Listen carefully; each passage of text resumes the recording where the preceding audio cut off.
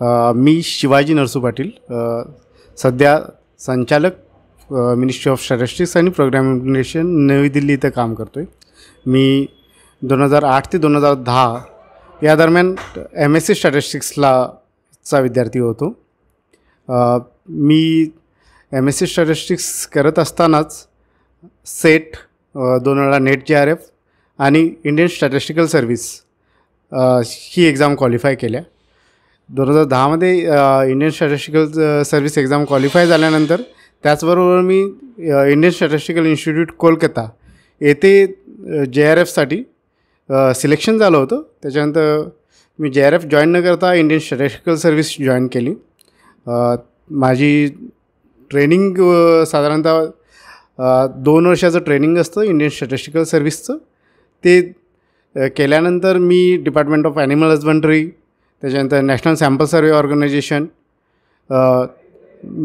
Ministry of MSME, regional passport office Mumbai, office of registrar general of India अशा वेगवेगळ्या ठिकाणी मी काम केलं. आणि सध्या मी national sample survey office, national statistical ऑफिसच्या अंतर्गत न्यू दिल्ली इथं संचालक या पदावर काम करत आहे. या पूर्ण घडामोडीमध्ये शिवाजी विद्यापीठ आणि प्रथमतः डिपार्टमेंट ऑफ स्टॅटिस्टिक्सचा मोठं योगदान आहे.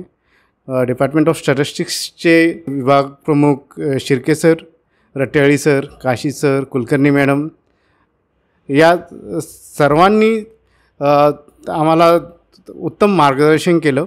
त्याचबरोबर त्यांनी हे करत असताना MSc करत असताना जेव्हा केव्हा आर्थिक सहाय्याची गरज असेल ती पण केली. आणि वेगवेगळ्या एक्झाम संदर्भात त्यांनी भरपूर मार्गदर्शन केलं. वेगवेगळे फॅकल्टी मेंबर्स बाहेरच्या युनिव्हर्सिटीमधून टायअप करून वेगवेगळ्या विषयावर आम्हाला व्याख्यानं दिली जात होती. त्यातून आमचा संपूर्ण विकास घडत गेला आणि या पदापर्यंत आम्ही पोहोचू शकलो. या संदर्भात मी सध्या जे शिवाजी विद्यापीठाचे विद्यार्थी आहेत त्यांना सांगू शकेन की तुम्ही तुमचं MSc करत असतानाच किंवा जो पण तुम्ही कोर्स करत आहात त्याचबरोबर या ज्या इतर परीक्षा असतील, स्पर्धा परीक्षा असतील किंवा तुम्हाला एखाद्या इतर विषयाची आवड असेल तर ती आवड तुम्ही तुमच्या ग्रॅज्युएशन लेवलपासूनच त्या स्पर्धा परीक्षांचा वगैरे तयारी करा.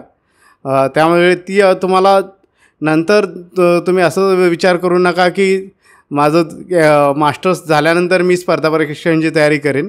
तर ती तुम्ही अगोदरपासून केला अंडर ग्रॅज्युएशन लेवलपासून तर तुम्हाला एक चांगली संधी निर्माण होते आणि तुमचं सिलेक्शन होण्याची प्रोबॅबिलिटी वाढते.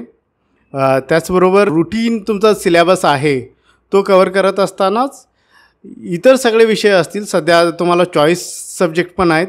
ते पण एक असे चॉईस सब्जेक्ट निवडा जे तुम्हाला तुमच्या करिअरसाठी मार्गदर्शन करतील. जसं सध्या डेटा मायनिंग आहे, आर्टिफिशियल इंटेलिजन्स आहे, डेटा ॲनालिटिक्सशी रिलेटेड कोर्सेस आहेत.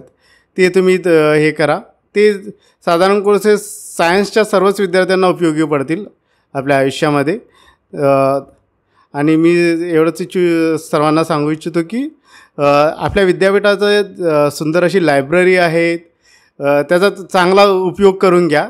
त्यामध्ये जितकी तुम्हाला पुस्तकं तुमच्या 2-3 वर्षे तुम्ही ज्या युनिव्हर्सिटीत असाल त्यावेळी वाचता येतील ती वाचून घ्या. त्याच्यामुळे तुमचा सर्वांगीण विकास होण्यास मदत होईल. धन्यवाद.